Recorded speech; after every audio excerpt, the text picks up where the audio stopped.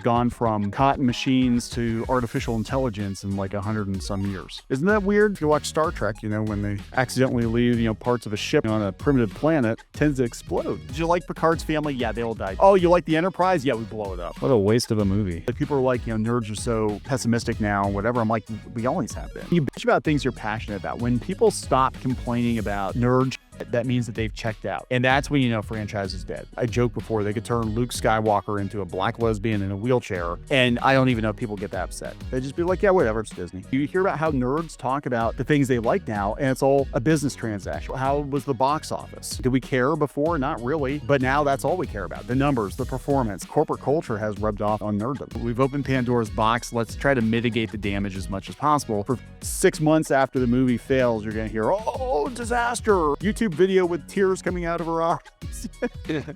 No, sorry, there'd be like 40 YouTube videos with big tears coming out of her eyes. Hello, and welcome to CultureScape, the show that interviews the geek creators and influencers who built nerd culture. I'm your host, Pischke, and boy, do I have a show for you.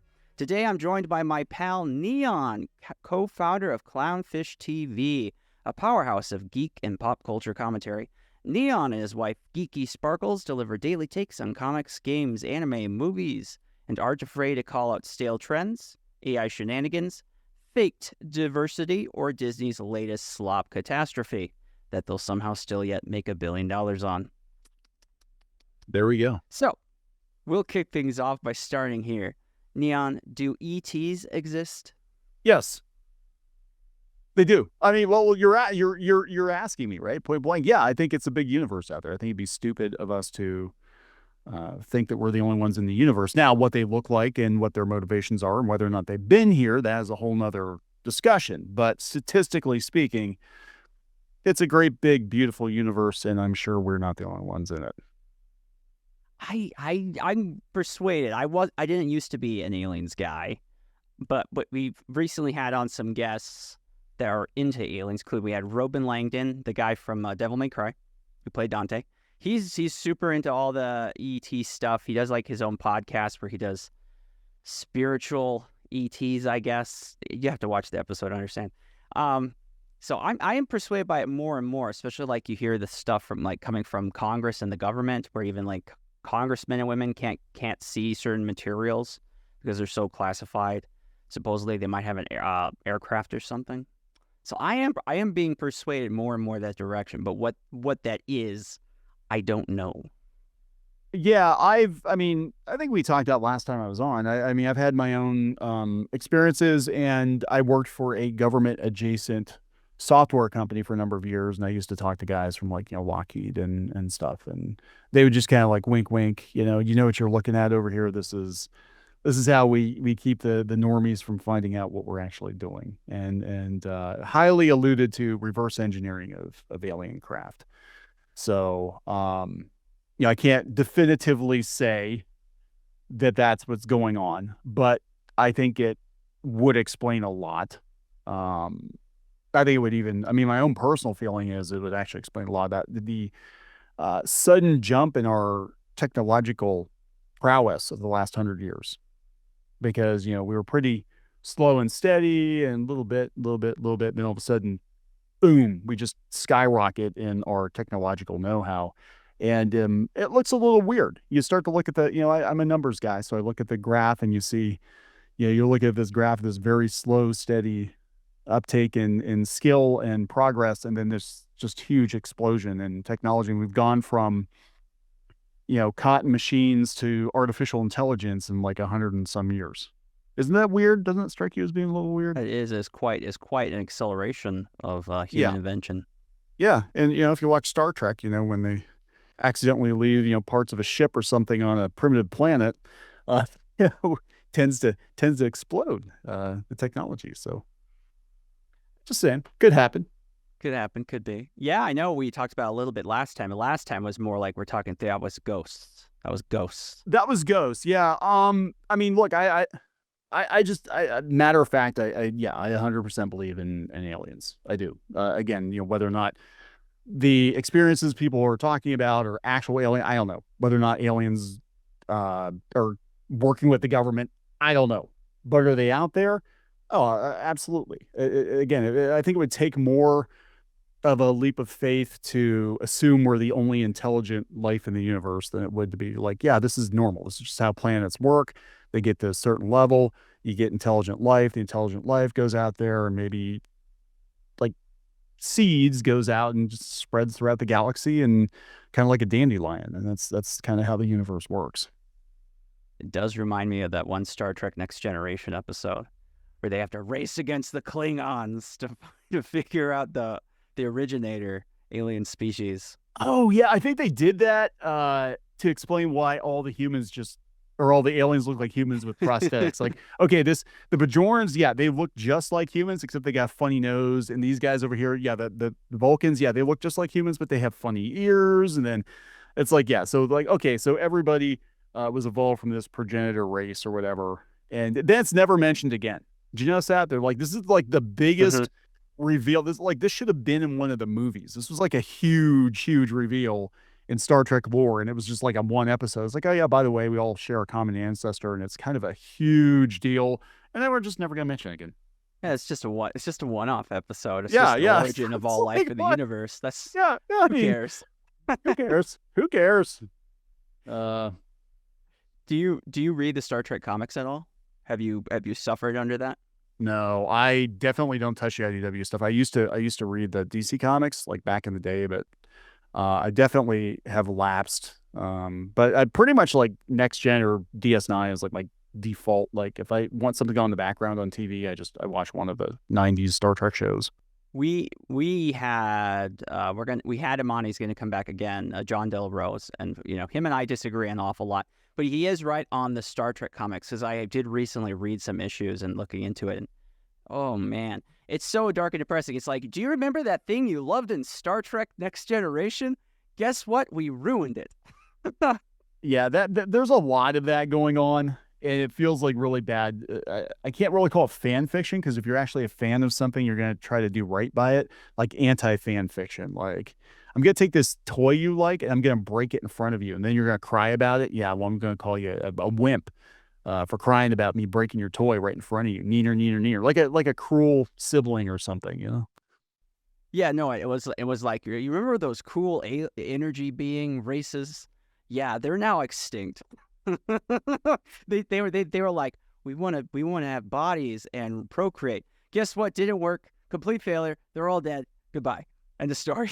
That's pretty much how all those comics go. Oh, geez. I was thinking, talking about the Star Trek in the movies. I'm like, what a disappointment that was. Like Picard and Kirk finally get together, and we're thinking this is going to be the mother of all Star Trek movies. This is going to be an amazing movie. And it's like, oh no, Kirk like shows up at the end and he falls off a bridge and dies.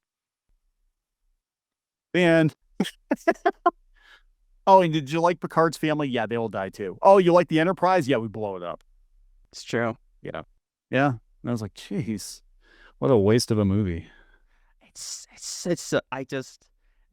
goes back to like the complaints about these are like all the complaints of the 2010s and like the much of the 2020s. It's like take thing people like, and people are like, oh good, more Thing. I want more Thing. I liked Thing. Thing is back. Awesome. And then the company's like, you know what? That's too bad. But now we're going to take your favorite thing and we're going to put it right in the toilet. and you're just going to have to come and buy it anyways. And if you don't buy it, you're the problem here. Well, that was, I do remember there being a lot of discussion about Generations when it came out being such a damn disappointment to a lot of people. But I mean, back then it would have been like, Usenet or something, or, AOL. I'm sure there's an archive of it out there somewhere where people have a short-term memory when it comes to this stuff. Like people are like, oh, fans were never outraged until current year. I'm like, no. Yeah. You go back to some of the like I remember I had an issue of, oh gosh, I can't remember, was it CultureScape magazine? One of the magazines though, and it was like why Return of the Jedi is the worst Star Wars movie ever. And like the entire issue of this magazine, maybe it was Star Wars, but it was devoted to just thrashing Return of the Jedi, like just destroying it like we do with The Last Jedi now. And it's hard to imagine that now, but like when Return of the Jedi came out, a lot of people were disappointed in it. They're like, "Oh boy, another Death Star. Oh boy, talking teddy bears. Oh boy." I was like, and lots of Muppets.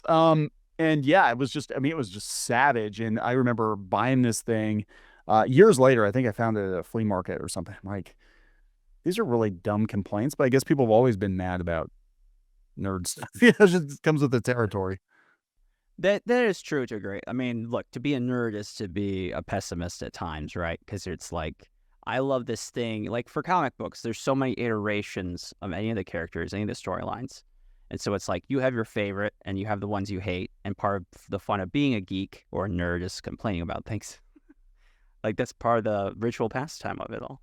I think that's it's weird too. Like people are like, nerds are so pessimistic now and whatever. I'm like, we always have been. Like everybody's bitched about. I mean, you bitch about things you're passionate about. When people stop complaining about nerd shit, that means that they've checked out. And that's when you know franchise is dead. And that's kind of where we're at with, I think, Star Wars, at least right now, where people aren't even bothering to get angry anymore because they're just done with it. If you were still complaining about The Last Jedi, at least you cared. And now you're not even complaining about whatever. They could put the dumbest damn show on Disney Plus. Like I joked before, they could turn Luke Skywalker into a black lesbian in a wheelchair. And I don't even know if people get that upset. They just be like, yeah, whatever, it's Disney. I don't care. Whatever. It's already ruined for it's already dead to me. I don't care. Do with it whatever you want. And that's when you run into a problem. And I'm seeing that more and more with a lot of franchises now. Doctor Who, especially, just nobody cares. Doesn't matter what dumb thing you do with Doctor Who, nobody cares. Star Wars, Lord of the Rings is kind of getting to that point too. Um, and it's just like it doesn't even matter how ridiculous the take is, or and I think for a while maybe they're betting on that outrage, but like I mean, we're noticing in our own content that things that used to get 200, 300,000 views sometimes like might get 15,000, 20,000 views because nobody cares. There's not even enough interest or enough, pardon my French, give a shit left to get angry about certain franchises. And that's when you know things are dead. Like you look at people that maybe, have an affair or something when the other spouse doesn't even care that that person's out cheating at all. Like they're like, whatever, let them do whatever they want. That marriage is done. It's over. Yeah, it's apathy. Yeah. Apathy is the death Yep. of fandom. And that's where we're at with a lot of these things right now. And they blame the fans. I'm like, no, don't blame the fans. I mean, like we were passionate about it and then you didn't listen to us. And then you actually told us we were awful people. And some of us were actual Nazis. And you did that for years. So yeah, of course people are going to walk away from it and be like, you know what? I don't need the hassle. It's just space wizards. I don't even need to be a part of this anymore. Yeah. No, and it's like the executives are like, why won't the pay pigs keep paying? Yeah. And I wonder how much of it is Where are they? Little piggies, come here. they just didn't rein in people when they should have. And they usually put, managers in charge of these franchises. And they're like, oh, it's Star Wars. Like, look at Bob Iger's attitude. He was like, oh, we're up in Star Wars land and Disneyland, and I'm not even going to have to advertise. I'm just going to be like, hey, Star Wars is open. Everybody's going to come flock. Well, the park was empty for the first couple of months because nobody flocked because it was based on the sequels. Nobody cared. And, that arrogance, I think, but these companies buy these franchises because of the fan base. It's not because the franchise is so damn fantastic. It's because a lot of people like that franchise and they pay for more of that franchise, more of that thing, and then they change that thing, and then guess what? It'd be like buying Coke and then turning it into root beer or something. It's like what is the purpose of even buying it when you could have just made something new to begin with? Yep. And as you are familiar, we had the problem. The other flip side of this is that they would bring in all these creators who realize the only game in town is now franchises, and so they'll take their OCs and their fan, their long time short nominated award fiction and try to like force that into whatever fandom it is, whether it was like what was the one people were so sad about?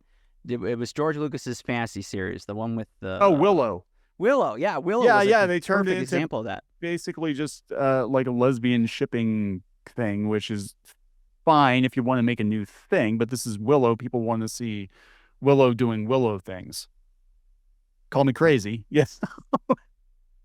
Exactly. It's so now that some of these franchises people are just done with, it's it's sad because like some of us still like them. Like I have a really hard time of letting go of Doctor Who. Like I keep trying. I'm like, I'm not coming back. You lost me forever. I'm out. But I keep coming back to see, is it better? Did things improve? No. And then it's like, no, it's actually worse. Oh boy. Okay. It's like, yeah, like don't look back. Just don't look back. You're gonna turn to salt. That's kind of what happened.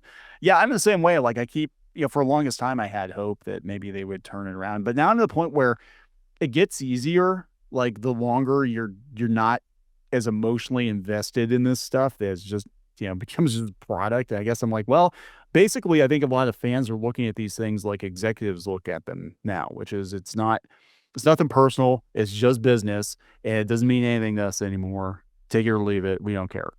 That's a fantastic observation. How this executive culture has now taught the audience to think like they do. Yeah. Yeah, people are, I mean, look at on the granular level, people are making decisions about spending their money while it's open, while it's closed, and they will tell you that. They're like, "Oh, I need to see the trailer. I don't like the politics of this company right now. I don't like the actor in it, whatever." While it closed, well, isn't that kind of like how an executive greenlights a project? Do I think this is going to work? Do I think it's going to sell? Do I want to work with this person? Yes or no? And that's it. So now we're making decisions as consumers that are very similar and very cold, just like executives are making. Congratulations. You've sucked all the joy out of it, and everything now is just a business transaction. It basically is. You hear about how nerds talk about the things they like now, and it's all a business transaction. What do we talk about the most? Well, how was the box office, for this thing? Did we care before? Not really.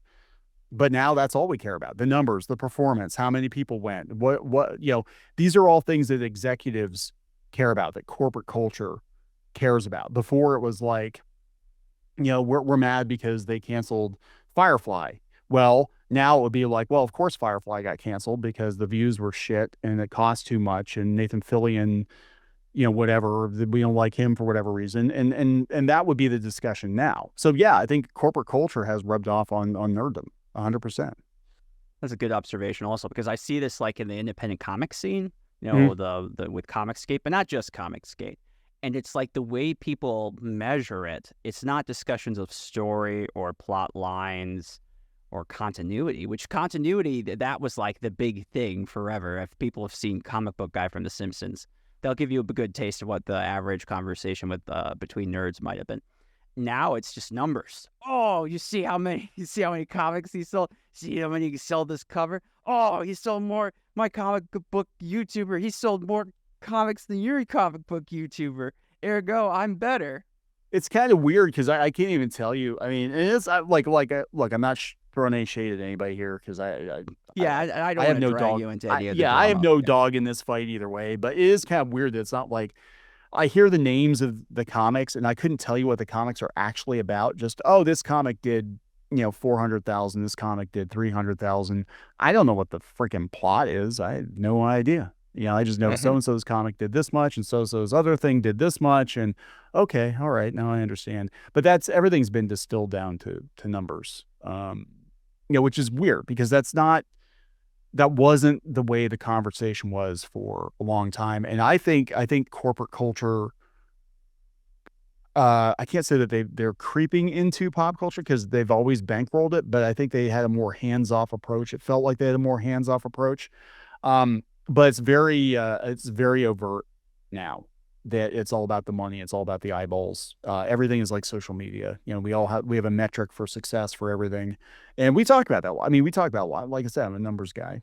But it is kind of weird because for me, it was like the numbers side of things. That was my job, like looking at the numbers and behind the curtain and all that. But then to have it like the average nerd just discuss like, well, I know exactly what the box office was for this movie opening weekend. Before it used to be like, oh yeah, I went to go see Avengers, the Uma Thurman one. I still remember I went to that opening day for some reason, and I was literally the only person in the theater for that movie. So I knew it did bad. And that was the only way I knew it did bad. But now I'd be like, oh yeah, did you know it only made like $5 million opening weekend? And oh, what a disaster. And then for 6 months after the movie fails, you're going to hear, oh, disaster. Uma Thurman's never going to work in Hollywood again. YouTube video with tears coming out of her eyes. or something. No, sorry, there'd be like 40 YouTube videos with big tears coming out of her eyes. But yeah, it's very strange how the conversation has evolved. It is, and I think we didn't realize or recognize, I think, before how important that prestige or that mystique, it's like a magic show. It's like people have to believe that this is real, even if they kind of like, these are businesses, obviously, they're trying to sell me on something. But that does matter to the point where, because now it feels like Kevin Feige, I'm just like, I'm like, damn, new Marvel movie, okay.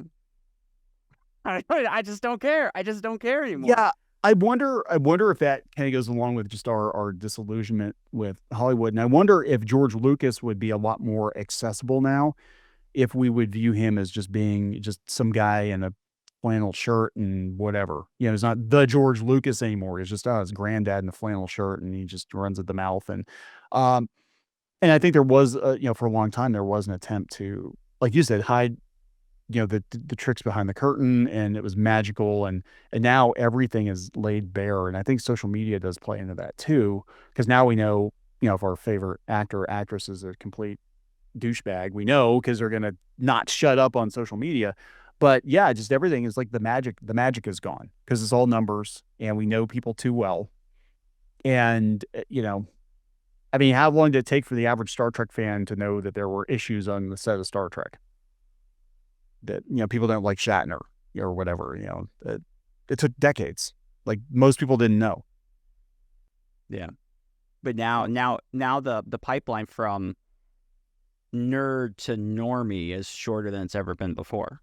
Yeah, and I think that's because we have more normies into nerd stuff or paying attention to nerd stuff. But it's just weird to see how everything has been kind of distilled down into numbers and I don't know. I don't think we can. I'm gonna be honest. I don't think we can go back to the comic shops of the 1990s and those discussions and the conventions where it was just the diehards went to the conventions and they had their fanfics and their whatever, and it was everybody just had a good time, because now everything has become so fragmented, polarized, unmagical, corporate, and that sounds really pessimistic. I'm not every time I come on the show, I feel like I'm being Debbie Downer, but we always go down these.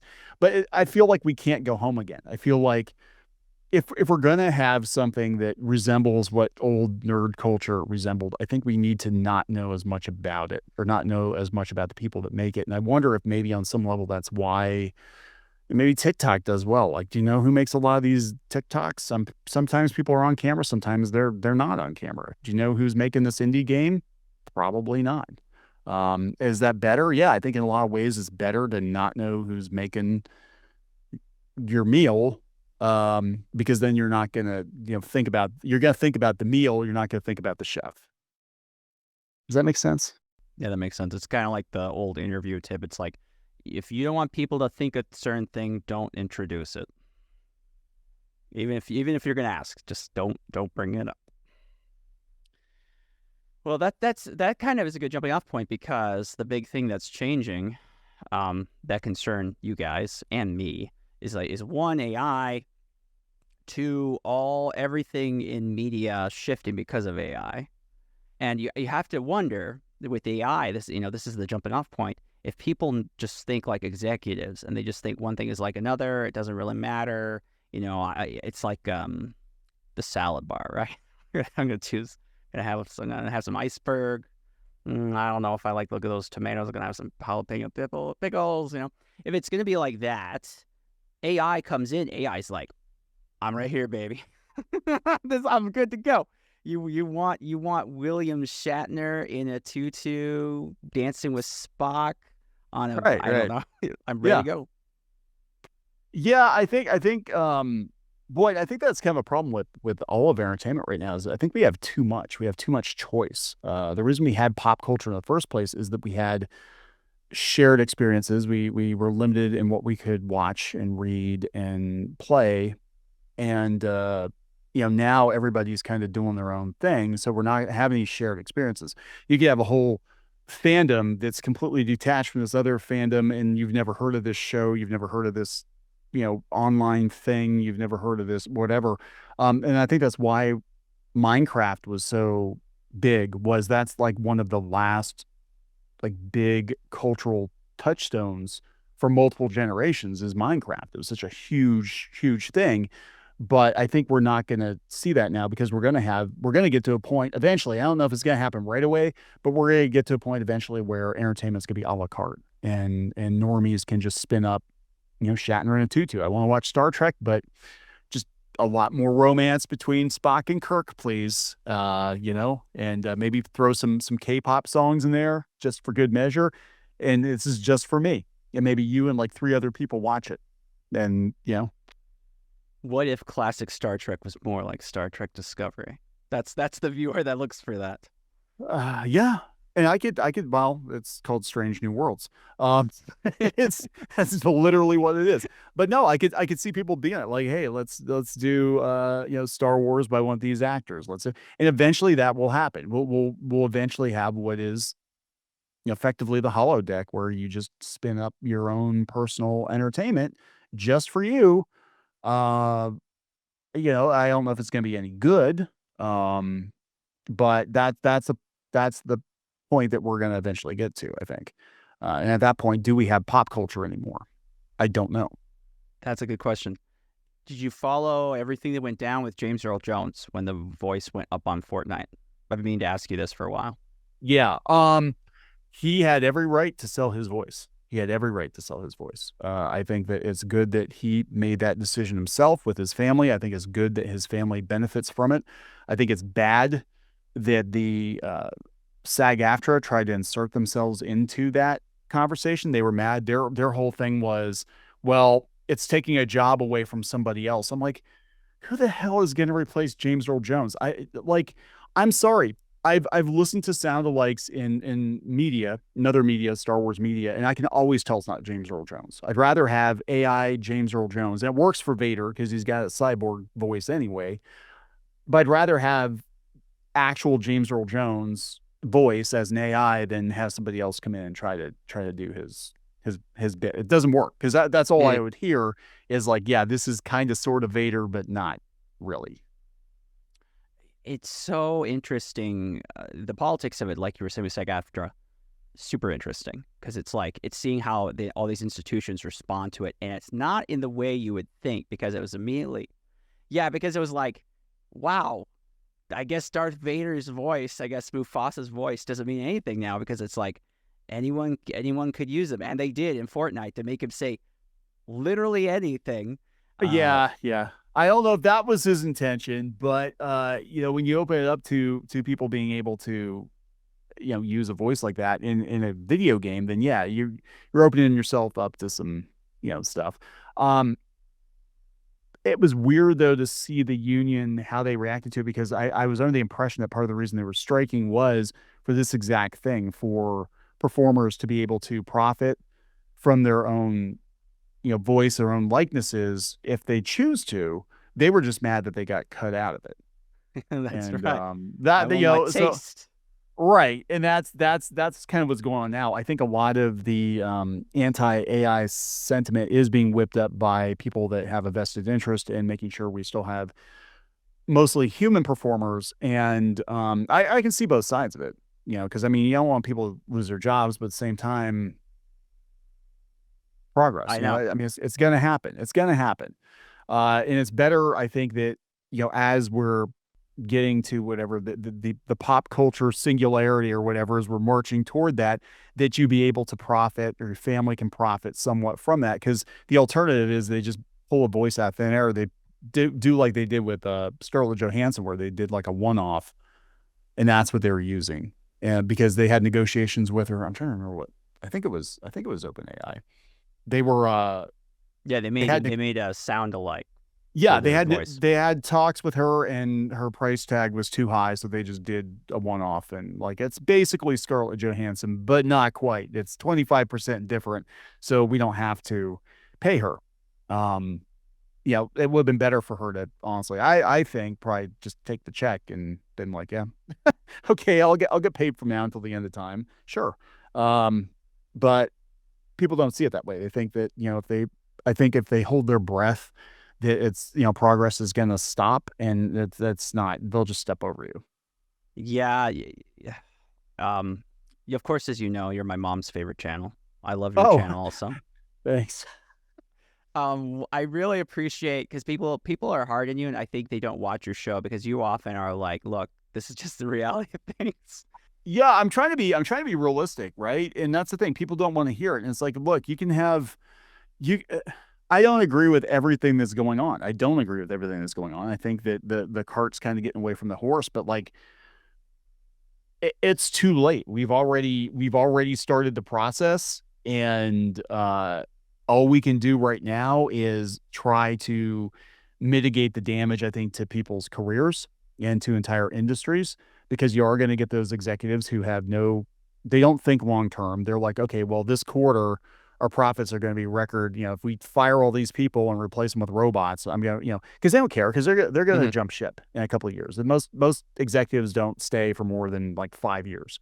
They're going to get their golden parachute. They're going to get out of there. They're going to, and then they'll sell the company to somebody else, and then they'll strip it and sell the company to somebody else. So I guess my take on it is like, look, it's too late. We've already unleashed you know, we've opened Pandora's box. Let's try to mitigate the damage as much as possible. And that does mean I think people need to be more educated about AI and be more open to the idea of working with it, because the alternative is you get cut out completely. Yeah, realism is important, and this is something I see constantly. Yeah, as you know, that's the kind of journalist I've always wanted to be. I know that's the kind of person you are as a communicator. It's like, look, it's ugly, but this is the truth of it. It's not very nice, but it's better to hear this than something that makes you feel good, but it's a complete lie. It does not. Doing this is not the secret to popularity. Let me tell you. No, and because you've got people on both sides of it that want, you know, especially like and this is, you know, going back to what we are talking about before, that, you know, all this stuff, pop culture stuff, has gotten weirdly political and weirdly corporate. And but yeah, I try to look at things from the perspective of both a creator and a businessman. And I mean, that's why I feel like the frosted mini wheats commercials, right? Where you get the, you know, the adult in me says, but the kid in me says, and that's kind of where I'm at, where I'm like, you know, the kid in me says, oh, I want to, you know, just do whatever I want to do and make art and happy, joy, and get paid lots of money to do it. And whatever kind of art I want to make. And then, but the adult in me is like, yeah, there's no market for it. And here's where things are actually at. And you can do whatever. I tell my kids, you can do whatever you want to do. You just have to reverse engineer. Like, what is your goal? And then you walk it back and figure out how to get there. And it might not be the path that you think you're going to take to get there, but you got to think it through. And people don't. They feel their way through things, and that's dangerous, because our feelings betray us. You know, to bring back to Star Wars, they do. Sometimes our feelings will lead us down the wrong path. We'll make impulse decisions that are long term are harmful. Um, Against well, I mean, again, back to the strikes, I think that there was a lot of feeling going on with that, and people are getting very angry, and now they're angry that there are no jobs, because the adults, the studios, right or wrong, I'm not agreeing. I think there's a lot of corporate greed, whatever, but they're like, you know what, you're it's cheaper to just replace all of you and cancel a bunch of shows and hire everybody at this ridiculous rate you're asking for, and we're just going to bide our time and wait for the robots to come in. But this goes like to the news unions. This goes to this news industry. I know you've been watching this too. It's like, but we had a union. The union made rules. I don't understand. Now I'm fired, and everyone I know is fired. I don't. I thought this was to protect us. And I was like, Yeah, yeah. Maybe it's my age, but I've seen this before, and I started out working in a newsroom. I actually started out working at newspapers. It was my first job, and then I got into, you know, the web stuff and web development and all that. But one of the newspapers I worked at, I was actually the managing editor of a newspaper by the time I was 25, and I remember being young and impressionable that this is I got a hard dose reality as to how the world actually worked. I know I had my ethics and my whatever things I would do and not do, and I was reminded bluntly by my publisher that I didn't pay the bills. His name was on the checks. The advertisers paid his bills, and you basically do what they say. And that's the unfortunate truth of it is, and that's every newspaper. Yeah, I mean, you've mm, got certain parameters you can work within, but if you're going to lose advertisers over it, that's the quickest way to you know, get yourself in trouble. But I also learned about unions kind of the hard way there too, because we had, in addition to the newspaper, This guy actually owned one of the largest commercial presses on the East Coast, and we actually ran a lot of. I think they were doing like TV Guide and stuff at one point. They were doing a bunch of like big magazines, and the pressmen were the highest paid, I think, on the East Coast. They were paid very, very well. And they wanted to go on strike because they wanted more money because they saw how much money was coming through the shop. And they thought, well, we're the guys who make the machine go. We want more money, which, I mean, yeah, okay. I mean, I get it to some degree. It's like you're seeing how much is coming through the shop, millions and millions and millions of dollars. And you're like, yeah, I'm making like, 70, 80, 90,000, whatever back then. And I'd like $1 million because I'm running the machine. And it is, those big web presses. I mean, it is a skill to be able to run them. But yeah, they went on strike, and the owner sold the company because he said, it's easier for me to just sell the company to somebody else, and you can be somebody else's headache, than it is for me to have to deal with you. And that's what he did. And he was like in his 70s, and he's like, I'm too old for this. Split the company, split the newspaper off from the printing division, and then the guy who came in got to start over again. Said, you know what, you're all fired. I'm gonna go get cheaper people. And I'm sure those guys were great. I mean, I talked to them a lot. They gambled and they lost, and they thought they were irreplaceable, and they were very replaceable. And I believe the printing side of things is still in business now, and I don't think any of those guys are working there anymore. So it is what it is. It is. It's a hard lesson to learn, but an important one. Life can be brutal. You survive. That's what I'm saying. Like, you got to have a mindset like you survive, and this is what we're looking at. I think with the whole media landscape and all of this is we're gonna see who is a survivor, who's willing to find another way forward, and who's just gonna sit and whine about it. And if you can sit and whine about it, but it's not going to do any good, it's not going to change things. I know, and that's just about the only thing the media does when they talk about this stuff. Yeah, yeah. It's like all the time you're spending whining, all the time you're spending going on strike, all the time you're spending trying to get people to change their mind. You're just, I mean, literally, you could be putting that effort into like, okay, well, this is the new reality. Let's figure out what my place in this new reality is. And people don't do that enough. I don't think they look, they're like, well, if I just hold my breath and turn blue, it'll change the world. I'm like, no, it won't. It'll change the world for you. You'll wind up unemployed a lot faster than somebody else. But and I'm not saying don't stick by your guns. I'm not saying betray your own personal ethics or whatever, but just realize you have to think, what is your goal? If your goal is to survive, then you have to realize any business, any industry, that things change. They change, and sometimes they change virtually overnight. And you're gonna have to learn to adapt. And one of the best shows, I keep telling my son was in school for business, and I told him, watch the Food That Built America.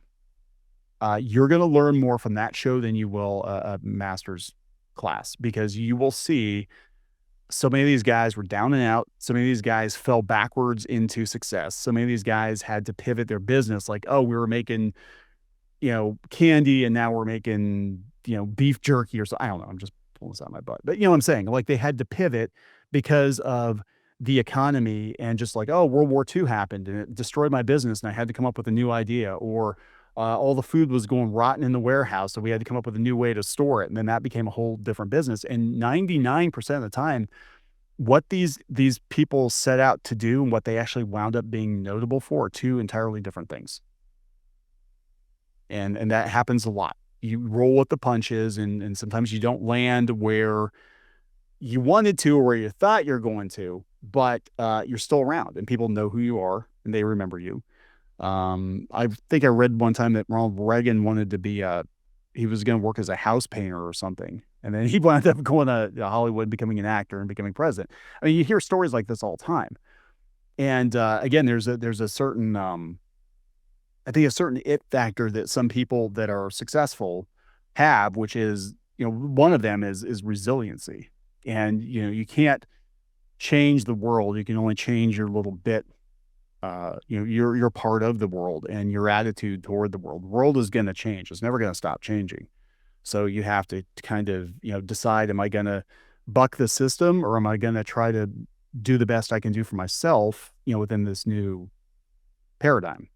And most people just throw their hands up, and it's like, okay, well, that's a you problem. You gave up. So I mean, to be fair, I mean, this is like the job market. I mean, there's a lot of people have now caught up on this, and there are a bunch of great YouTube videos on it. But the job market is just so impossible for most normal people to try to break through, even to get a single interview. It's pretty bad. And it's like, yes, I can understand people giving up and how that stops them. But when you feel like things are so stacked against you, 10 ways to Sunday, it's like, well, might as well give up then. But I mean, there's no other answer. It's like either you try or you don't, and no one is coming to your rescue if you don't try. No one's coming to your rescue, full stop, period. I mean, I think that's the attitude that needs to change with a lot of people. If you can't get hired, then you find something else to do. And that sounds cold. It sounds brutal, but I wound up starting my own business when I got laid off, and I was working in tech, and I was in my 30s, and I was ancient in tech back then. If you were in your 30s, you were ancient. And we started other businesses because I couldn't get another job someplace else. I was too old. And that's not the case now. Now they want old dogs like me that actually know what they're doing. But that's what we did. We did whatever we had to do to survive. And that's what I'm trying to get across to my kids too, is like, things are not always going to be good. I think as a country, I mean, everybody complains about the state of the country or whatever. I'm like, as a country, I don't think we've ever had it better than this. Like, I mean, you're not exactly living in the depression, the grapes of wrath. I used to hear these horror stories from my grandfather about how awful things were and what people had to do to survive, just survive. I'm like, you can make it work. You can make it go. Even if it's mowing lawns, even if it's scooping dog crap. There was a guy who was an executive. He got fired from his job. He was making $500,000 a year, and he decided he couldn't find anything else because he was at a point where you get to a certain place on the corporate ladder, and you can't go, and you're not gonna be able to get a job working at Walmart when you were, $500,000 a year or whatever, C-suite guy. So he wound up starting a dog shit business, and he scooped dog crap. And that's what he did. And then he turned that into like a 6-figure business. And I think he sold it. I think he sold it for a couple $1 million or something like that. But he did what he had to do to survive. And I think a lot of it is, God, I sound old. I'm starting to sound like a grandfather more and more every day. It's so weird because my friend told me I'm starting to look like him too. I'm like, seriously? That's not really a compliment. But you do what you got to do to get to the place where you can do what you want to do. I mean, you have the luxury of doing what you want to do. We have the luxury now of people being able to choose what they want to do. And for the longest time in human history, that was not the case. Like you were dealt a hand and you played it. And sometimes you're dealt a really bad hand, but you still played the hand. But the thought of you having a choice to do something else, that is a very recent thing. And so a lot of it is people now that we have all these choices, I think they take that for granted, and we might get to a place, and I'm going to be honest, especially with the AI, but where people are not going to have as many choices as they used to. And it might be like, you know what? If you want to eat, you're going to learn to be a plumber. I'm sorry. Do you like to eat? I mean, that's your choice. Be a plumber or starve, because all the other jobs that you want to do, they've been taken by robots, and nothing you do complaining about it is going to change that. So if you want to eat and you want to live another day and you want to survive until maybe something else comes along that you can do what you want to do, then you're going to go grab the freaking wrench and do it and get it done. I've had to work jobs that I've hated. I've had to work jobs, you do, especially when I was younger, like you do what you got to do until you have the luxury of doing what you want to do. People don't understand that. A lot of grown ass adults, people in their 50s and 60s whining, I don't want things to be. It's like, no, you're here another day, especially the pandemic. The pandemic should have taught us we're not guaranteed tomorrow. None of us. I mean, I lost friends during the pandemic that I'm sure they would Sorry love to hear that. to be here. Well, thank you. But I mean, a lot of people did, right? And they would love to be here, and they would love to have the opportunity to live another day, even if it meant being a plumber. Their families would love to have them, be here, even if it meant being a plumber. Plumbers get paid pretty well, by the way. They get paid real well these Yeah, days. I'm saying, so it's not like That's but I didn't go to school for it. Most people go to school for one thing and they wind up doing something else. So that attitude, I think, is really hurting. And it's not just a generational thing. I mean, we got like 3 generations of people that just don't understand how good you have it, even when you think you don't. Try going to another country. Try going to, some third world country and being like, "Oh my gosh, guys, I went to school for journalism and I can't do a journalism and I have to go work at like Target." They just laugh. You like, do you have food? Do you not have to worry about, waking up in the middle of the night and have to get your kids out of your apartment because you're being bombed by the whatever country over? Yeah, then you have it pretty good. So shut the hell up. That's kind of my attitude now. The older I get, the more I start to see this. But like, we really, a lot of the complaints, a lot of the stuff, especially in the white collar space, is it's just people that really take a lot for granted. And sorry, that's my old man yells at cloud moment. I agree. This is one of the things I've been dating my girlfriend. She's from the Philippines, which is going great. One of the things, though, I've learned interacting with her and reading and learning about the Philippines is like how much of what I think is normal in the U.S. isn't normal elsewhere. Like baths and showers. It is not. It is it's very common in the Philippines. They don't have hot running water. A shower, a bath. And that's pretty typical for your average Filipinian family. I'm thinking like, what? And that's just one example. Or like even at minimum wage at the U.S., I mean, that's so much money even compared to what they're doing in the Philippines. You could be a full day's work at minimum in the Philippines will get you about 500 pesos, which is like $5 or $6 U.S. And now the minimum in most of the country is $15 an hour. That's 3 times that for a whole day work. So, I mean, we have it phenomenally good out here in the United States and the Anglosphere. Yeah.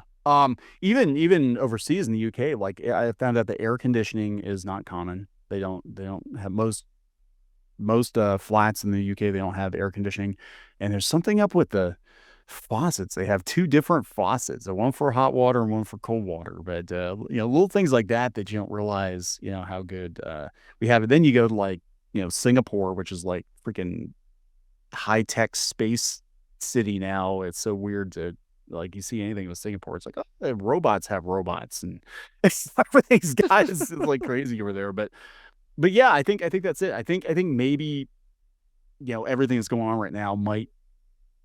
I mean, for better or for worse, people are going to have to kind of adjust their expectations because, what do? You've trained for a certain thing. In this case, is media or journalism or art or whatever, and now you're looking at this existential crisis, and people are a lot of people are flipping out.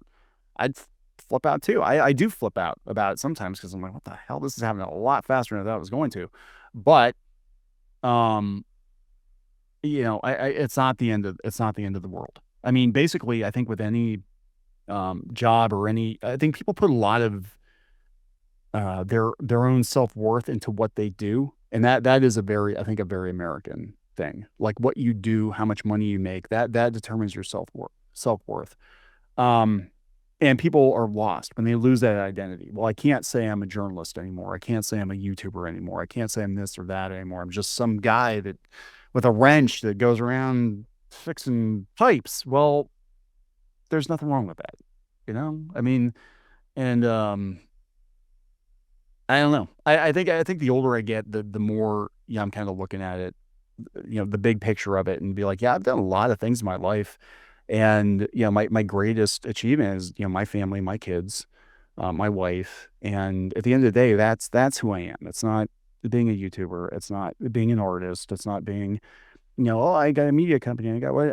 Who cares? Because at the end, you're gonna die. We're all gonna die, and you're not gonna take any of that with you. Right. But people are going to remember you for really, for the most part. I mean, with the exception is what kind of person were you? What kind of family did you have? Did your kids like you? Does your wife miss you? Or is she glad you're gone? And they're I just think everybody wants to be famous, wants to be, a celebrity in their own mind. And yeah, it's hard. I get it. But that's, when I see people complaining about everything, changing all that, I'm like, man, you have no idea. You have no idea. Try going overseas where they're in the middle of a war zone. Oh my God, my, blog is dead. Well, at least you're not dead, right? Mm-hmm. At least you're not dead. So it does kind of, put some perspective on it. Anyway, that was a long answer that you probably weren't looking for a relatively simple question.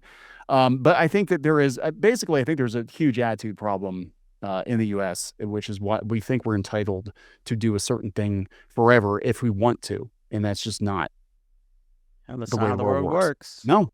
Hey friends, quick personal note before we continue. I have started a GoFundMe to raise $2,500 to visit the woman I love, Annabelle, in the Philippines. And yeah, as any true weeb, I live up to all the stereotypes. But seriously guys, she's incredible. Anne takes care of her mom full-time, who has Alzheimer's. And Anne is always so good to me. Over time, we've built a deep and beautiful connection. My goal is to be there in time for her birthday this September, but I need your help to make it happen. I know this community has my back, so if you believe in love, second chances, or just want to be part of something hopeful, please check us out on GoFundMe. The link is in the description below. Thank you so much. And all right, let's get back to it. I'm going to show you something here. I messaged you a little bit about it. There are a bunch of these startups that use AI, and the idea is that they're going to break the news before anyone else does. This one is associated with, I guess, Bloomberg News, and they're breaking news like by the minute. Yeah. It's crazy because it basically cuts out like the reporter completely, just cuts them out completely. It's really good too. It's really accurate, and it follows trends. This is just one example. This is one of the bigger ones that people know about, but there are a few others. It's fascinating because I look at what's happening in the news industry. That's kind of where I want to take this. It's like, what will it mean to be a journalist in the future? Is it going to be just a bunch of hobbyists, and then you have the AI? They're at the real companies. Where do you think this is all going? I think we're gonna have fewer voices. I think. Okay. So here's what I've been giving a lot of thought to this lately. We're going to have authentic voices. We're going to have people that have certain opinions. We're going to have people that do get the scoop first. They get that interview first. They get that whatever, because somebody does have to break it first, right? A lot of news is, I call it, or have called it in the past, the chum bucket. The reason I call it the chum bucket is somebody has all the dead fish. They dump it in the water, and all the sharks come and eat, and it's a feeding frenzy. You've got these outlets, 40, 50, 100, 200 outlets, all regurgitating the same thing, all basically just quoting other people. And I talked about this in the video. I'm like, it's very weird to see the mainstream media having to resort to going out to podcasts and getting sound bites from podcasts to turn into articles, because they're not the ones breaking the news anymore. They're just regurgitating. I'm talking People Magazine, I'm talking New York Times. They're going out to Twitter. They're going out to social media and finding tweets, and that becomes a whole article. Well, you didn't actually break the news. You're disseminating the news. Well, if that's all you're doing is disseminating the news from the people that are actually making or breaking the news, then why do we need hundreds of you writing basically the same articles when you could have an AI come in and just be like, oh, so-and-so said this. Okay, that's it. And it goes out and it goes back to the source. So in some ways, if you're an actual journalist or you're a tastemaker, you might be better off, because your stuff's not going to get laundered through dozens of outlets. And also, they're not going to be putting words in your mouth, because we see this all the time, where they take something somebody said, they take it out of context, they build a whole article and a whole narrative around this thing they said. It turned out that's not actually what they're saying, because they took it out of context, but they needed the clicks. So that's what they ran with. So I think we're going to basically have fewer people doing actual journalism, but then the support system, the AI or whatever it's going to look like, is going to point people back to that. Because the AI, can't make news unless, Skynet decides it's going to, take out the country with a bunch of nukes or something.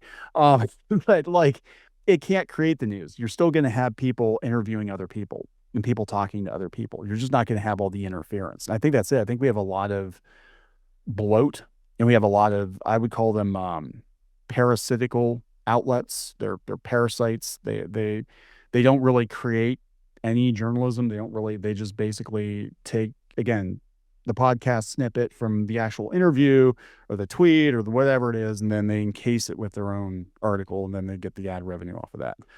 So I think that's going to go away. I think we're going to have a direct pipeline to the people that actually do the journalism. Yeah, that's Val in a nutshell. Yeah, well, I don't think they're going to be around forever. Am I allowed to say that? They threatened to sue us. Did I tell you that? They threatened to sue us? You know what? I do remember you mentioning that before. Yeah, they threatened to sue us because we reacted to an article, that expose they did in the Wrap. And so we were talking about that, and then we're talking about, well, some personal experiences that we had, just, on the down low. We know this is true and that's true. Not saying it's valid in particular. Anyway, just reacting to that, they actually sent us a threat from their lawyer and said, this might lead to legal action because you need to take that video down. I'm like, piss off. I'm not taking the video down. All we did was react to somebody else's article, take it up with them. And now there's a lawsuit going on. They're trying to sue them for defamation, but everything they put in that article is true. It's true. They fact checked it. So good luck with that. I've seen more corporations get a little bit more ballsy when it comes to censorship lately. Did you follow any of the stuff with the Steam censorship and everything that went down with Vice? Yeah, that's insane. Yeah, they pulled the which I didn't know about that until last night. Actually, I was covering it and I was trying to figure out what was going on. I was like, okay, so there's this feminist group in Australia. For those of you who don't know, that they took their claimed responsibility for having Steam change their policies on sexual content in games by putting pressure on the payment processors. They were gloating about it, but apparently, as I understand it, Waypoint put articles up saying it was this group, and then they took the articles down. Probably they were threatened with a lawsuit, I'm assuming. And then it turned out that they just gloated about it themselves. They're like, how dare you say this about us? And then I'm going to brag about it myself. Yeah, it's kind of bizarre. Then like everybody quit, right? Yeah, because I don't know if Ina Valens was fired officially, but that's what she says. So they said, you can't work with her anymore. And then the other, not all of them, but many of the other reporters there at Vice were like, okay, then we're not going to work here either. Yeah, I mean, this is the thing too. Like a lot of these companies, I think are gun shy too, because there have been so many defamation suits. And look at what happened with Deadspin. But in the case of that kid that was wearing the face paint, in that case, it was provably false. They doubled down. They wouldn't retract it. They wouldn't take it down. They wouldn't put an apology out. They wouldn't whatever, and it did destroy that family's lives, right? So yeah, I mean, I think now they're so afraid that they're going to piss somebody off, they're going to get sued, that they're preemptively taking things down just to avoid the headache. Like it used to be, like a actual journalist would not take their article down. You might do an update to it, or here's a follow-up, here's a correction or something, but you left the original article intact because you assumed it was fact-checked or whatever. And that's not really the case. Now in these corporations, though, they just view it as content. They don't really care. I mean, they're probably like, oh, we're gonna have people complain about it. Oh, how many hits did we get on that thing? Yeah, it's not worth it. Just take it down. Fair. The irony of this is that Anna Valens is a terrible journalist. I've heard that too. I know I've heard the name before. I know I've heard the name before, but she's the one that writes all the video games with vibrators and oh, was that who that? Okay, that's her. Yeah, but she actually did the journalism, and then she got punished for it. Like the first time in her whole life. This is why they don't do actual journalism. Why don't gaming journalists do actual journalism? Because this is what happens when you do. So just write about your dildos. You're safe. Write about all the misogynists in gaming. You're safe. But you do an actual journalism, we're gonna fire you. And damn, that doesn't really incentivize people to be better at their jobs, does it? It really doesn't. I was like, I feel oddly conflicted right now. Jeez. Yeah, it's just everything's changing, right? It's changing really quick. And I think we're gonna have a lot of people that I mean, just whether it's in online journalism or we said you want to talk about YouTube, but like a year or 2 years from now, a lot of people that are doing this today are not gonna be doing it just because everything's changing. But I think a lot of it is gonna come down to attitude if they just kind of, hold their breath and scream and shake their fist to be like, "Oh, those damn robots," and they don't try to work within the new paradigm, then they're it's Darwinism, baby. Like, you're gone. This is it. You're not willing to adapt. Yeah, and we could go on about news and things with Google, but I think we talked about what was happening with Google last time we talked. So, well, let's do YouTube. YouTube's being weird these last 2 months. YouTube is being awfully weird, more weird than usual for YouTube. Yeah. Yeah, well, what's weird about it is we've been telling people this was coming because we saw what happened with Google News and all of that. And my understanding is the exact same thing that happened with Google News, with the AI determining the content that gets shown to people, is now happening with YouTube, which of course was going to happen. They're owned by the same company, right? So of course they're going to, do a little trial and error over here. And then we're gonna be like, yeah, we're just going to apply it over to our flagship product after we, test the waters. A lot of people have bits of it right. I think they have it wrong. I don't think anybody, I'm going to be completely honest, I don't think anybody fully understands what is actually going on, even within the walls of YouTube. Because YouTube is a very big company and the right hand doesn't know what the left hand is doing sometimes. So, I do talk to a lot of people. I do know people at YouTube. I know people who are actually managers for big YouTube channels with many multiple millions of subscribers. Nobody knows what's going on. They're all guessing. Everybody's guessing. And YouTube's not going to tell people exactly what's going on because that's going to open them up to all kinds of issues, because people are going to be like, well, we're going to sue you, or we're going to do this, or we're going to do that, or we're going to jump to another platform, whatever. They're just going to quietly do it. I think they're testing. I think they're trying different things. And I think they're doing it, this is personal opinion, I think they're doing it when the ad rates are low. So you're going to do it in the spring and early summer before the fall. What they're trying to do is they're trying to maximize their revenue, and they don't give a crap about individual creators. They're trying to maximize revenue on the platform. So they're going to start trying different things. That doesn't work, we're going to try something else. But every time they make a change to the algorithm, it usually is not, it's very noticeable for creators. Things drop off. I know one guy, again, who's a manager for huge YouTube channels, and he's like, yeah, one of my clients used to get 1 million views like clockwork every video, 800,000 to 1 million views. And now he's down to like 200 to 400, just boom, overnight.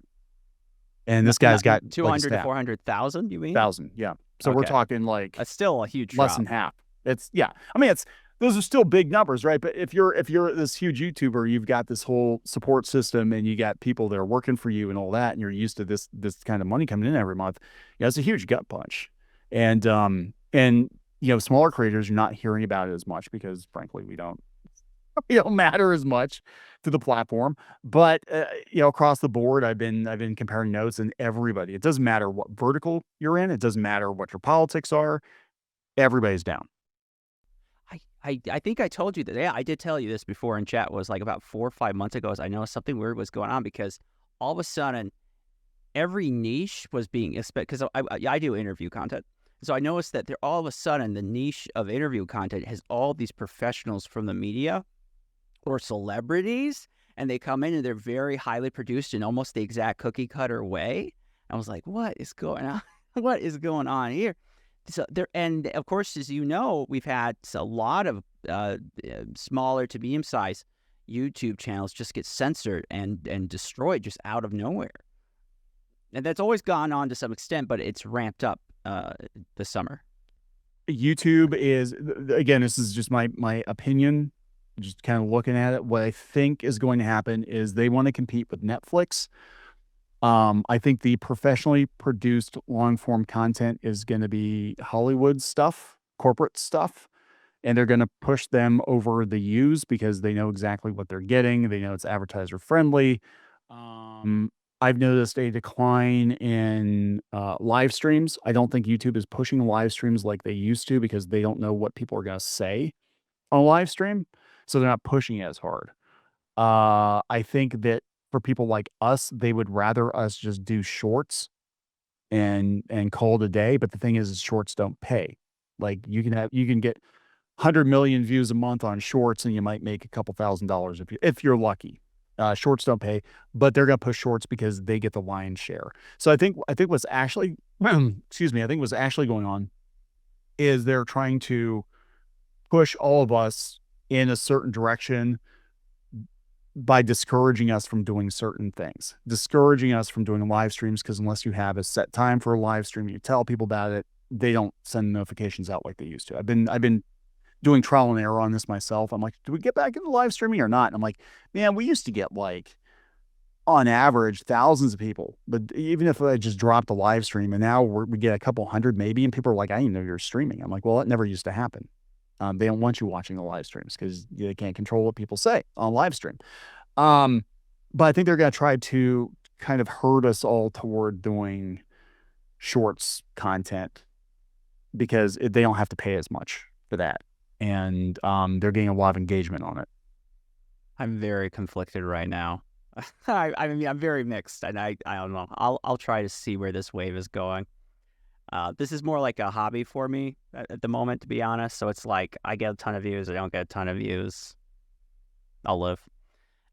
It reminds me though. I'm thinking of like you like history. I was thinking of like previous to the French Revolution, they would have the Estates General, and so that was brought to part because in the French Parliament, how they divided power was there would be one group. One group is the clergy, right?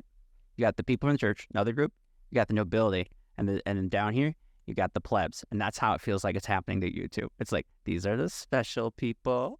These these are the ones that make us money, and then everyone else you get to go here. Well, that's just it. Because I think what's going on is we've got the A class, I guess, would be the corporate. This is why we've been talking a lot about the late night content and the Jimmy Kimmels and the Fallons, all the Jimmys, the Fallons, the Colbert, and like if you don't use YouTube and you just go to YouTube and the homepage, they're going to be pushing this corporate comedy late night clips on you. Like it's like I don't know if they have a deal with these people or what, but like they're going to push Jimmy Kimmel and Jimmy Fallon on you and SNL clips on you and whatever, because that's what they push. They're not throwing people like PewDiePie on the front page like they used to. So they're the A class, the corporate, the Hollywood types, because again, they made it very clear that they want to be Netflix at this point, because people are watching YouTube like television. It's gotten their attention, and if you can't beat them, join them, and ideally take it over if you can. And there's a lot of money at stake, and like all the apocalypses, they all happen because like a Disney or somebody got upset, and then they changed the whole policy for the platform because of that, because they want to lose them as advertisers. So they're the A class. The B class would be the big YouTubers, the multi-millions of subscribers, but also brand friendly because, advertisers. So that would be the B class. The C class would be like, yeah, these guys are big, but they're not really brand friendly. They might live stream, it might be, whatever. And then you get the D class, which would be like, okay, these guys, take them or leave them.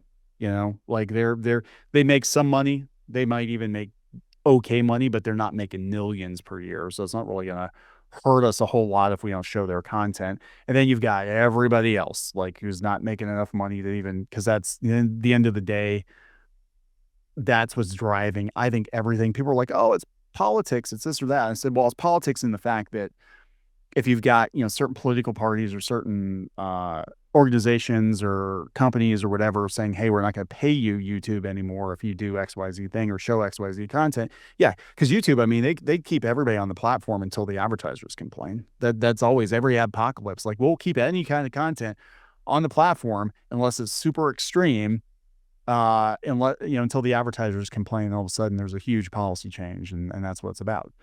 And I think, frankly, what's going to happen is the people that aren't making the platform enough money are going to get squeezed. You're going to get squeezed out. It doesn't matter to them. You lose, I'm not trying to be a dick, but you lose somebody like me. It's like, yeah, okay, whatever. You're making some money, but you lose somebody like, PewDiePie, or I don't even think he's doing that much these days, but you lose somebody that's making like millions, Asmongold, somebody's making millions of dollars a year. That's going to hurt a little bit more, but they might actually take the loss on somebody like him because he's controversial. They might be like, yeah, well, you know what? We might lose, however many millions of dollars a year, but we're going to gain it back in advertising revenue. How much of this do you think is because of AI? Because that's the big problem AI YouTube is facing right now. Yeah, okay. So that is the top level is the amount of money it's being made. The AI is being used, as far as I can tell, to determine which videos to throw in front of people, again, to maximize revenue. And also AI is being used to churn out a ridiculous amount of content. And that is also drowning people out. If you go to pop culture channels now, you've got these robo voices doing, here's the latest news on Rachel Zegler. And oh my God, did you see this? And you have to watch the video to the end. If you like it, and most of these are like being churned out overseas. A lot of them are being churned out like India and stuff. No offense to anybody from India, but I'm just saying, like, they've got shops full of people just cranking out incorrect robo content. Now, are they going to crack down on it somewhat? Yeah. But again, at the end of the day, you gotta remember YouTube cares about ad revenue, and some of these videos are getting millions of views because they were designed specifically to make the algorithm happy, and or they're throwing a bunch of money at them to promote them or something. But like it's very weird to see like this particular space, the news and commentary space, and I think it's gonna be more important for people going forward. I know there's a lot of YouTubers that don't want to show their face. I mean, we use the cartoons. We've been doing the cartoons. There's a whole story about why we do the cartoons, but I go on camera too. But I think it's gonna be more important to actually show that you're a real person. Because if you're not showing your face or you're using a robo voice or something, and I know there's some YouTubers out there that use voice changers, Catherine Kennedy's fired, that kind of thing. I think that might actually get flagged as being AI content. And and it's gonna get harder. It's gonna get harder to tell. I mean, look at Google VO. I mean, they're basically training their whole thing off of YouTube, like decades of YouTube content. They could be using this video even now. They might be using this video even now. And it's possible. And even if you say, hey, I don't consent, it's Google. Prove it. Prove it. Right? So there are a multitude of problems. I think people the people that are trying to figure out what's going on have bits and pieces of it, but I don't think everybody has the whole picture. I don't think I have the whole picture. I don't think people working at YouTube at different branches, like whether it's like a partner manager or people you reach out to for help, if you actually are lucky enough to be able to do that, I don't even think they know what's going on. I think there are a handful of people within YouTube who probably have a 5 or 10 year plan as to what YouTube is going to become, but where YouTube is going to be in 5 or 10 years is not where YouTube is now. And it definitely is not where YouTube was 5 years ago. There's a reason I believe a whole bunch of YouTubers like Matt, Pat, and all those guys noped out. We're like, why are all these big YouTubers just suddenly just cashing in their chips and getting out of the game? They saw this coming, or somebody told them that this was coming. Someone told them this is the direction the company's going. Yeah, because they were the B listers. They're the B team. They're the big guys bringing in millions and millions of dollars a year. And somebody told them, this is what we're looking at doing starting next year. This is what's coming down the pipeline. And they're like, oh, hey, we just had an offer to sell the company. Now might be a good time to do that. That's what I think's going on. You could very well be right. Something is going on. I have a few thoughts on the AI situation. One, it's so crazy to me. Susan Wojcicki, who is now she passed on to the next plane of existence. We did you wrong. Come back. Yeah, please. Yeah, it's that was people. I mean, everybody complained about her. There's a definite change in the Mama Susan era of YouTube versus now. And it actually feels more corporate now than it did then. Like it still felt somewhat like a startup, even though they weren't. I mean, obviously they weren't. They were making all kinds of money or whatever, but they still had that like scrappy startup kind of mentality. And now it feels 100% corporate. YouTube is very, very much a corporate product at this point. And the new guy, I forget his name, it's on my head. The whole attitude here has changed. The whole climate has changed. Climate change is real. There we go. Neil Mohan. That's it. Yeah. Things have gotten worse for creators. Probably great for them. I'm sure record profits, but like even the usability for the average person of YouTube, you look at YouTube on your mobile device and it's just all ads. I mean, it's all ads. Most of the ads are AI ads. This is the best knife ever. Have you ever tried doing this with pink salt? Try cutting yourself and then putting the pink salt in the wound. I'm gonna withhold my political commentary, but I have thoughts. The thing that bothers me, besides like how horrible this is happening to YouTube, how it is made basically. I love history. I love studying history, and it's almost made the niche like completely unusable because trying to sort out the garbage AI stuff from the real stuff is almost impossible now. But besides that, it's that overwhelmingly people seem to like the slop. That's the part that worries me the most. I see it with my grandparents. I'm checking on them, and they're always watching some like it was made by Cthulhu. It's like some Lovecraftian video crafted by evil like twisted creatures, because it's like none of this makes a lick of sense. This is not real, obviously. And they just eat it up. And every time I go back, why are you watching this again? My mom's like, well, it's just leave them alone. They just like, I was like, this is crazy. They're going to believe some nutty stuff. And I don't know what you do about that, because it's like, that's the sad thing, is like people actually want this, especially the boomers, but not just the boomers. And it's like, okay, so YouTube, they're just hearing, oh, wait, people like worse videos? They do. And it costs us nothing to let them watch worse videos. All right. They don't care. This is the thing. I'm trying to get, like, they're a company, right? They're a for-profit company, and they're going to look at the viewership metrics, and they're going to be like, as long as we're not breaking the law, if we're making record profits, who cares how it got made? Who cares? Are we the police? Are we gonna, and that's like, everybody's like, they're gonna cut off, down the AI slop, and they're gonna get those guys. No, they're not. Google has an AI video bot. They're not. They're going to encourage people to make more of this crap, because then they're going to be paying them to, make the slop and then throw it on the YouTube. It's, and what will, the only thing that will change people's minds about it, or their minds about any of this, is if people stop watching. If they're like, you know what, we're tired of nothing but AI slop, inaccurate news, garbage, stupid stuff our kids are watching, brain rot 24/7. We're not watching YouTube anymore. When they take a hit financially, they will change. They'll be incentivized to change. Will that happen? No. Why? People are way dumber than I thought they were. This is the truth. I never realized that we have a business that we run that does require a bit of technical knowledge. But, I talked to my son about this, and I'm like, why do people not get the basics, like basic stuff? And he said, because people are dumber than you think they are. The general public, you've got smart individuals, but people have become dumber over the last couple of years than they've been in forever. And I'm seeing that, just basics, like, just, maybe that's the goal of AI, is just turn us all into sheep. I have no idea, but just people just consume. It kind of reminds me of Batman Forever with the Riddler's idiot box thing he's got, where he's just like sucking the juice out of their brain, putting junk, and that's exactly what is going on. I mean, there's good quality stuff on YouTube. Will it get found? It depends on if YouTube thinks they're going to make money off of it. It's idiocracy. Yeah.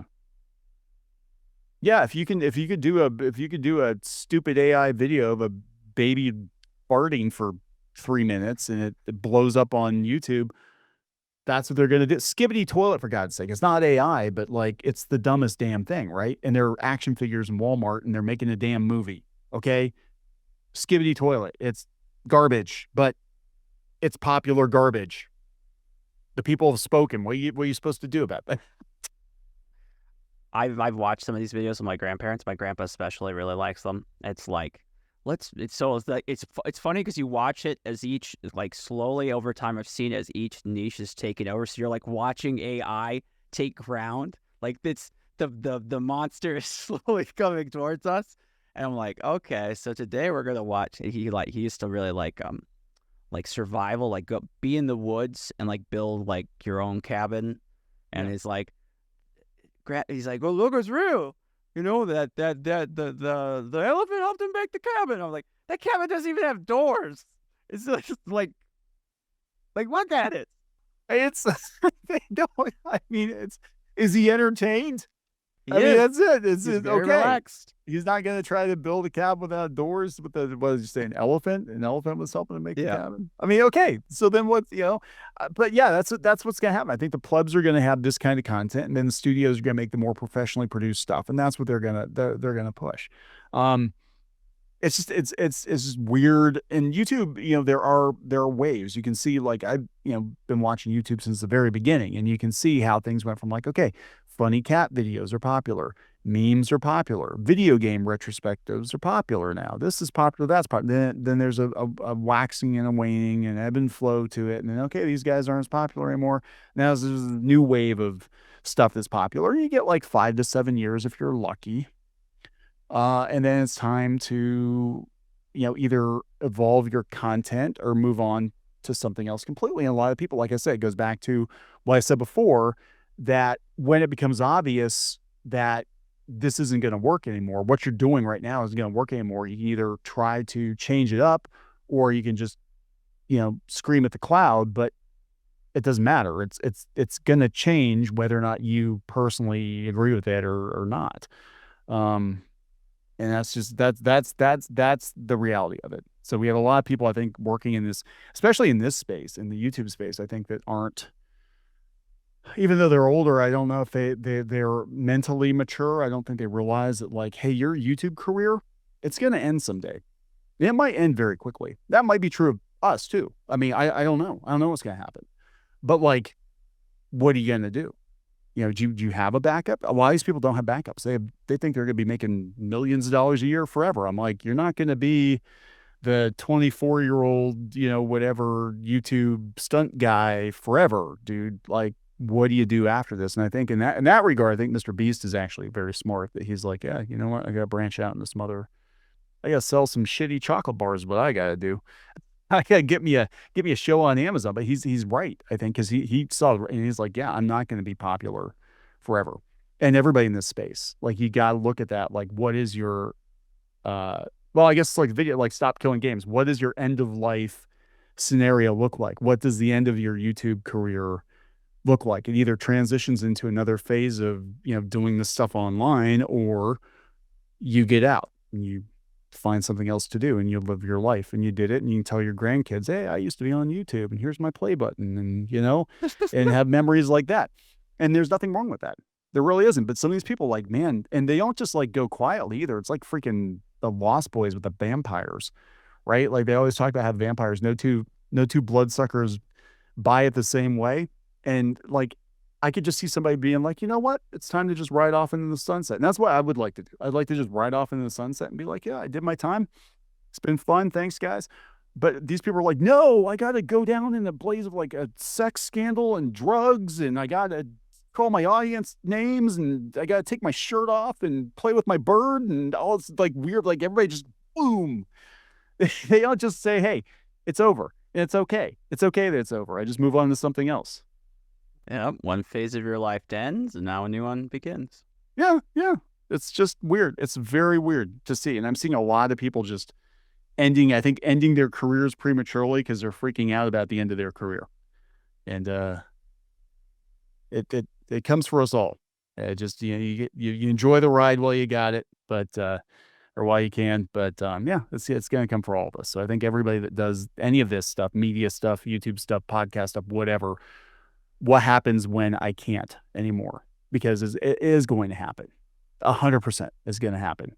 And you can either deal with it gracefully, or, freak out, spurg out, whatever whatever the term is, become a meme on 4chan. I don't know. I have some friends that are now memes on 4chan. Oh my God. For that exact type of behavior. So I know what you're talking about. Let's end this. This has been a really fun conversation. I always enjoy spending time with you, Kneon. You're a fun guy. Thank you. Let's end this on a positive note. What gives you hope for the future? What we've talked about techno pessimism, maybe some techno optimism. What's good coming up?